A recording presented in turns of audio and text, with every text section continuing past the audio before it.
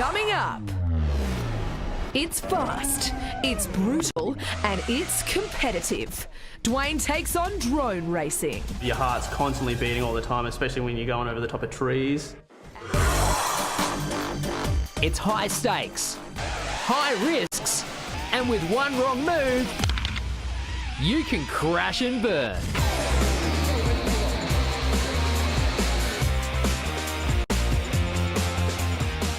Literally taking off right around the world, drone racing looks like something straight out of Star Wars.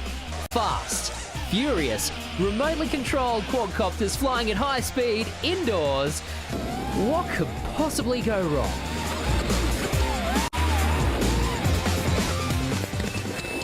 You're not crashing, you're not drone racing.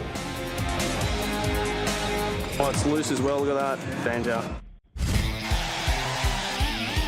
Micah, it seems when you guys crash, you were certainly doing it properly, mate. Yes, there's many factors why we crash. It's all at high speed, split-second decisions made like that. We hit trees, pop out in front of us. The props can fall off because we don't tighten them up. A lot of things along those lines. Yeah, how fast are you going? It seems like, just even this little track, you are belting along. Probably about 60 kilometres an hour, so tight little corners. When we fly outside, could be at speeds of up to 140 kilometres an hour. What? So that is obviously the best part of drone racing. You are just flat out. We are, and it gives you perspective like you're Superman. You're actually flying inside the actual craft itself. Micah, Ross, Jerome and Josh are flying what is called first-person view, which puts you right in the action. What the drone sees, you see. Josh, you guys are fanging around the track at like 60, 70, 100 k's an hour, and your eyes and mind feel like you're actually racing. Do you ever get like dizzy? Yeah, all the time. You get dizzy all the time. Or not so much now, but when you first start, you feel like you're just going to fall over. Motion sickness like you're on a boat. Oh, wow. What about nervous? Because your mind thinks that you're going really hard. Yeah, well, your heart's constantly beating all the time, especially when you're going over the top of trees and your fingers are constantly jittering. Yeah. So you got to hold those thumbs, or some people pinch, so that way you don't have the nerves. But yeah, how would you describe FPV? It's something completely different. Being able to fly over the top of trees and somewhere where you can't usually go is something else. Dude, perfect. Oh, you can't see me.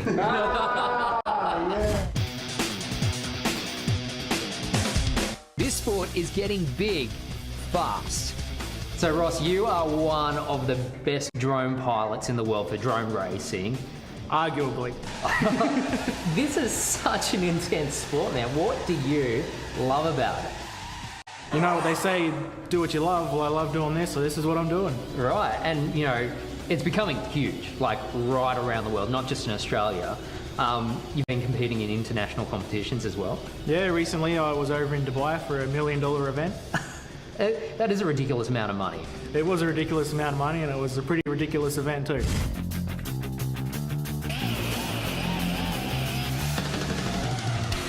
It's massive, mate. It's really popular. It's really taking off. We're getting interest from Hong Kong, Singapore, in the United States and in Europe. But it's not just the actual racing, but it's the locations too. You're getting some pretty exquisite places to fly. Yeah, some unique locations. That's what we like to create for the pilots. Like in America, they're flying in underground mines.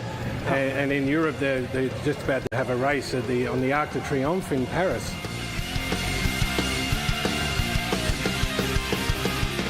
It's easy to see that this is going to be one hot sport to keep your eyes on in the future. That is, if your eyes can keep up.